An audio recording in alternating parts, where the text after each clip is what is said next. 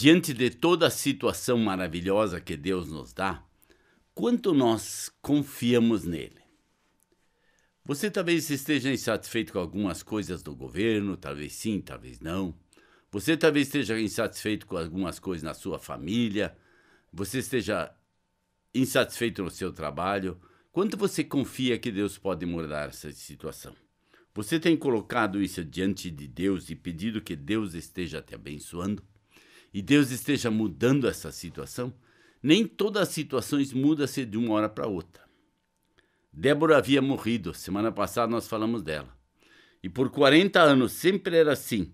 O povo de Israel fazia tudo que Deus reprovava. Construíram altares a Baal, construíram postes ídolos a Astarote e fizeram um monte de coisa errada. E aí vieram os midianitas e tomaram conta da terra de Israel.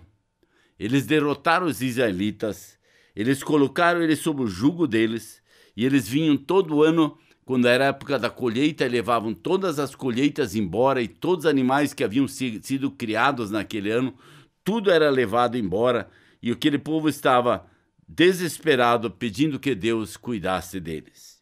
E aí diz assim no verso 7 do capítulo 6 de Juízes: quando os israelitas clamaram ao Senhor por causa de Midian, ele enviou um profeta que disse: assim diz o Senhor Deus de Israel, tirei vocês do Egito, da terra da escravidão.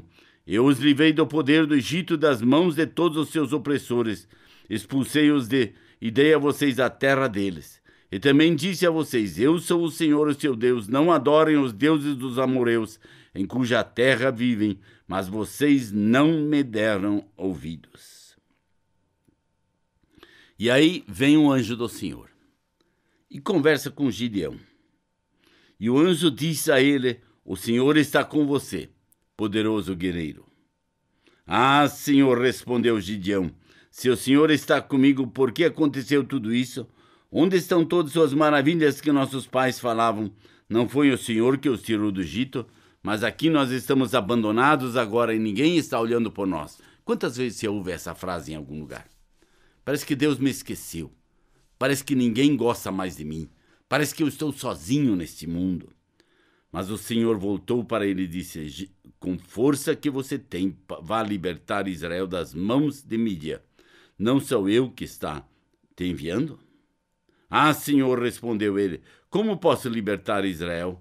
Mas ela é menos importante, a minha tribo é menos importante de Manassés, e eu sou menor de toda a minha clã. Deus disse para ele: eu estarei com você, respondeu o Senhor, que você derrotará todos os medianitas como se fossem um só homem. Ou seja, você vai vencer. Tenha fé, confie em mim, eu usarei, eu farei. E daí Gideão diz assim: se de fato posso contar com teu favor, dá-me um sinal de que és tu que está falando comigo. Peço que não vás embora até que eu traga e volte com a oferta que coloquei diante de ti. E aí Gideão foi e preparou um cabrito, e com uma aroma de farinha fez pães de fermento, e a carne num cesto e o caldo numa panela, trouxe para fora. E o anjo disse: ponha em cima da pedra. E com a ponta da espada o anjo toca na oferta, e ela é toda consumida pelo fogo. E aí Gideão diz: ah, Senhor, eu vi o anjo do Senhor face a face. Mas Deus diz: paz seja com você, não tenha medo, você não morrerá. E Gideão construiu ali um altar. Naquela mesma noite o Senhor diz: prepare um segundo cabrito, para uma segunda oferta, e agora um novilho. Então chamou 10 de seus servos e fez como o Senhor ordenou, mas com medo da sua família e dos homens da cidade fez tudo de noite e não durante o dia. Por quê? Deus havia dito para ele: me traga uma segunda oferta, um segundo holocausto. Você vai trazer um novilho do rebanho do seu pai, e você vai quebrar o altar de Baal, você vai cortar os postes ídolos, e com esta madeira você vai sacrificar o bezerro. E aí, quando o povo levanta de manhã, eles veem que o altar está demolido e que os postes foram cortados, e perguntaram outros: quem pode ter feito isso? E aí eles disseram: foi Gideão filho de Joás. Os homens da cidade disseram: Joás, traga seu filho para fora, ele deve morrer, pois derrubou o altar de Baal, quebrou os postes sagrados que ficavam do seu lado. Joás, porém, respondeu: vocês vão defender a causa de Baal? Estão tentando salvá-lo? Quem lutar por ele será morto pela manhã. Se Baal fosse realmente um deus, podia defender-se quando derrubaram seu altar. Por isso, naquele dia, chamaram Gideão de Jerubbaal, dizendo: que Baal dispute com ele, pois derrubou os seus altares. E aí ele vai e ele enfrenta essa situação. Mas diz no verso 34, então o Espírito do Senhor apoderou-se de Gideão, e ele, com toque de trombeta, convocou todos eles, enviou os mensageiros para tudo que é lugar.